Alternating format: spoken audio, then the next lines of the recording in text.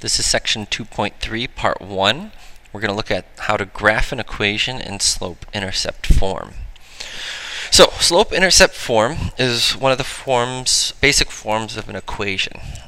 And so we're going to make sure to note it down here. So I've got a spot for slope-intercept form, and you mostly have heard of it. It's y equals mx plus b. That's the form we're going to be working in. Alright, m is our slope, and b represents our y-intercept.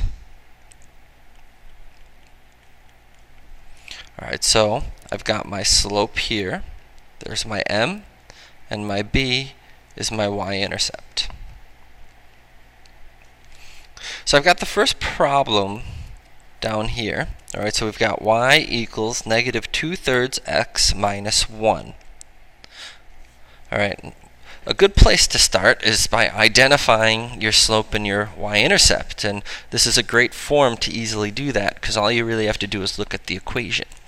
Right, we can see our slope, which takes the form of m. It's attached to x.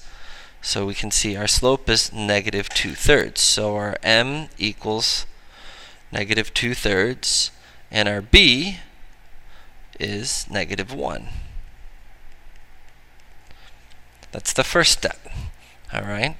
After you do that, you're going to want to plot your y-intercept. And your y-intercept is the point where your graphed line crosses your y-axis. Alright, so I've got an xy coordinate plane drawn here. I've got some tick marks. I'm going to have each tick mark represent 1 unit. So that's 1 unit along the x-axis, 1 unit along the y-axis.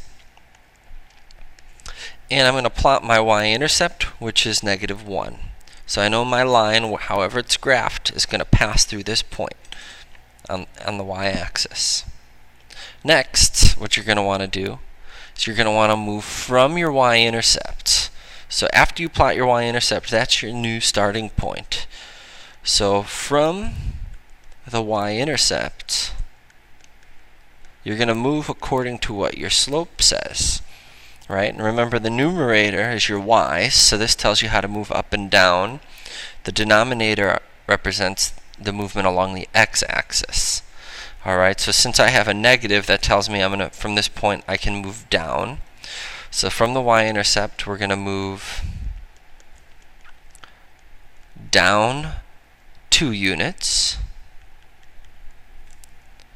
So we're going to go down 1, down 2 units. And then we're not going to put a point yet. We need to move along the x-axis as well. So we're going to move right and right 3 units. And again, this is driven by slope. So from here, down 1, 2, right 1, 2, 3.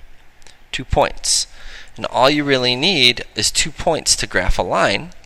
Once I have those 2 points, I take out a straight edge and draw a line which passes through both points. And I've successfully graphed a line using slope-intercept form. Let's do it once more. So I'm going to come on down. We've got number 2. And we've got y equals 1/2 x minus 3. So I'm going to put in an xy coordinate plane.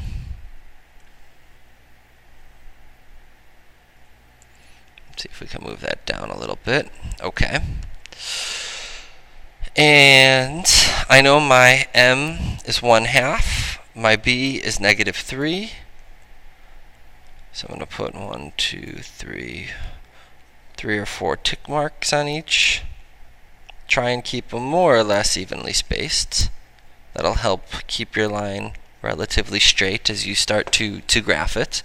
So we've got our x-axis, our y-axis. Each tick mark is going to represent 1 unit.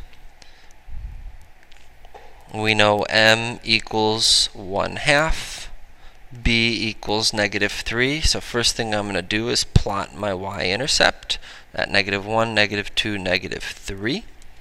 Then I'm going to use my slope. I'm going to go back to my y-intercept, and I'm going to move up 1 unit and right 2 units. It's positive, so I'm going to go up 1 unit and right 2 units. Place my second point there. Take my straight edge and draw a line which passes through both points. And I've successfully graphed my line using slope-intercept form.